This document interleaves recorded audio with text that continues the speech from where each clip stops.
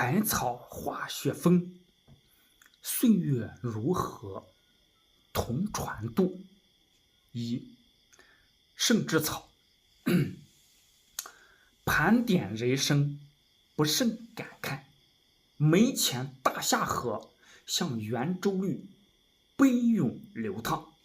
刘家峡水库有涨有落，水鸟轻盈的栖息飞旋。杨柳岸，萧风残月，喜鹊喧哗，区区和鸣。舟华碧波，船只往返。童年的玩耍，少年的追求，青年的梦想，成年的拼搏。聚散分合中演绎故事，喜怒哀乐中梳理情节，上下求索中探寻路径，成败得失中锤炼真谛。迷宫谜语，谜底近在眼前，回首回眸，像素呈现成画。崆峒放道，至湘湖，众里寻他千百度。雪峰传道创模式，航船启迪先导路。小时候常聆听母亲讲述仙佛故事，明目金花仙姑离家修道的传说感动着我。刚识字时，我想读书，父亲说家里有书，给我一本红书面的毛泽东选集，说孩子读吧。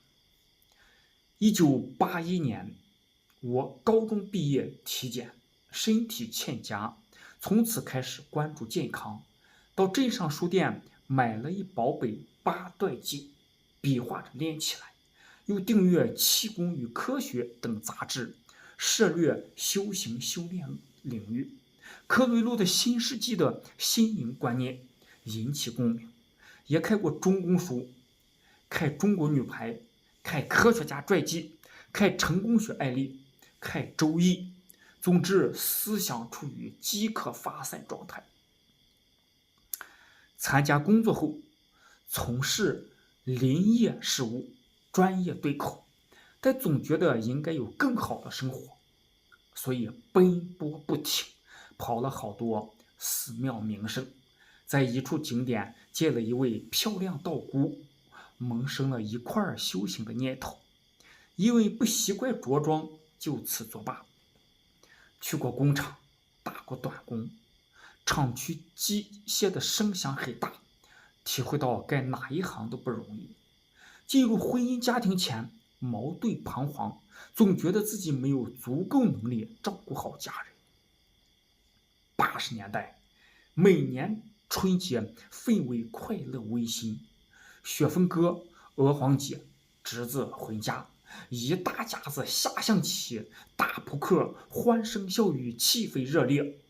雪峰哥带着一台收录机学习英语，有时播放磁带听流行歌曲，有时吹吹笛子，笛子悠扬，曲子悠扬，带来读者杂志，我看得入迷。90年代，我步入小家庭生活，雪峰哥、娥皇姐从张掖调到渝中。91年，我和碧玉到渝中，在雪峰哥单位住了几天，期间到兴隆山游玩了一天，非常开心。我们选择了西山，又名西云山，原来是刘一鸣修道的地方。